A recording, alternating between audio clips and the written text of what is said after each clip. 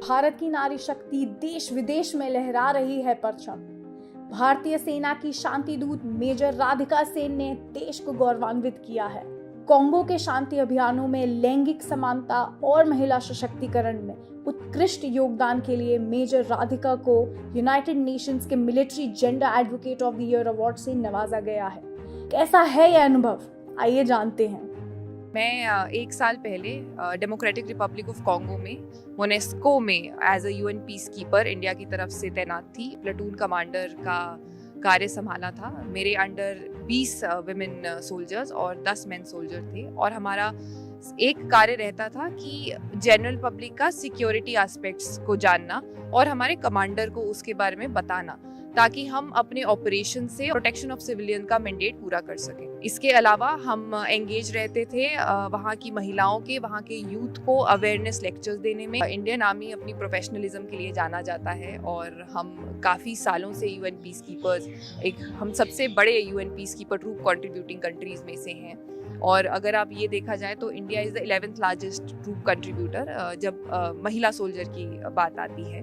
जब आप कॉन्गो के लोगों से बात करते हैं तो आपको उनको बात से पता लगता है वो इंडियन पीस कीपर्स को बहुत इज्जत देते हैं और वो सोचते हैं कि हाँ, इंडियन पीस कीपर ही हमारे पास आए और हमसे बात करे। तो ऐसे टाइम में एक एंगेजमेंट प्लेटून तैयार करना जो इस प्रोफेशनलिज्म को बरकरार रखे, जो लोगों से, पीड़ित लोगों से बात करते टाइम एक विनम्रता मेंटेन रखे, वो मेरे लिए बहुत ज़रूरी था।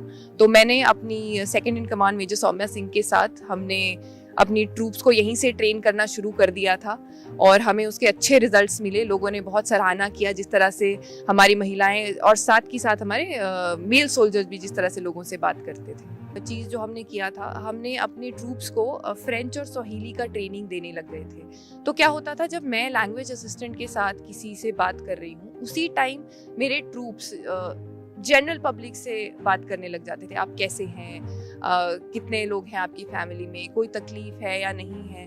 तो जब आप स्वाहिली में या फ्रेंच में लोगों से बात कर रहे हैं, उन्हें समझ आ रहा था कि हम अपनी तरफ से भी एक एफर्ट दिखा रहे हैं कि हम उनकी प्रॉब्लम्स को जानना चाहते हैं। तो इस चीज़ ने मुझे बहुत हेल्प किया और ये मेरे ट्रूप्स थे जिन्होंने मुझे सपोर्ट किया है, क्योंकि एज अ सिंगल पर्सन आप हर जगह नहीं जा सकते। हमने विमेन एम्पावरमेंट के ऊपर बहुत फोकस किया, क्योंकि हम जानते हैं जब आपके पास एम्प्लॉयमेंट नहीं होती, आपके पास खुद का पैसा नहीं होता, आपको बोलने का मौका भी नहीं दिया जाता। तो जब हमने एम्प्लॉयमेंट स्किल्स उनको प्रोवाइड किए, हमने एक आशा जताई उनको कि हाँ, आपके पास खुद का पैसा है, आप अपनी फैमिली चला सकते हो, अगर आपको हस्बैंड या फैमिली का जो सीनियर है वो भी पैसे नहीं दे रहा है। तो जब आप डेमोक्रेटिक रिपब्लिक ऑफ कॉन्गो की बात करते हैं, जिस तरह का कन्फ्लिक्ट और वायलेंस वहाँ पर चल रहा है, महिलाओं और लड़कियों के साथ बहुत ज़्यादा दुर्व्यवहार हुआ जाता है, उनकी आवाज़ सही जगह पर रिफ्लेक्ट नहीं की जाती और महिलाओं को बोलने का एक तरह से मौका ही नहीं मिलता। उनके पास अपनी एम्प्लॉयमेंट नहीं है, जिसकी वजह से उनके हाथ में पैसा नहीं रहता। तो एम्पावरमेंट का भी बहुत इशू आता है। ये जब हम महिलाओं से बात करते थे आईडीपी कैंप में, तो हमें ये रियलाइज़ हुआ कि लोगों को यही नहीं पता कि यौन शोषण एक क्राइम है। तो इस चीज़ की अवेयरनेस भी बहुत ज़रूरी थी। आईडीपी कैंप, जो इंटरनली डिस्प्लेस्ड पीपल के जो कैंप्स हैं, हम जहाँ पेट्रोलिंग करते थे, over the period of 6 to 7 months हमने ये रियलाइज़ हुआ कि वहाँ पे विमेन लीडरशिप बढ़ती जा रही है। तो अगर एक प्रेसिडेंट विमेन होगा तो एक डिप्टी प्रेसिडेंट होगा, एक 2-3 वाइस प्रेसिडेंट भी विमेन होंगे। मैंने कभी नहीं सोचा था कि यूएन हेडक्वार्टर में जाऊँगी और वो भी इतने बड़े अवार्ड के। इवन जब मैं यूनाइटेड नेशन मिशन में जा रही थी कि ऐसा अवार्ड मेरे पास आ सकता है और मैं इतनी बड़ी चीज़ अपने देश के लिए, अपनी इंडियन आर्मी के लिए ला सकती हूँ। मैं ह्यूमैनिटी को और इंडिया को एज अ होल में सर्व करना चाहती हूँ। तो मुझे नहीं लगता इससे बेहतर तरीका मुझे मिल पाता।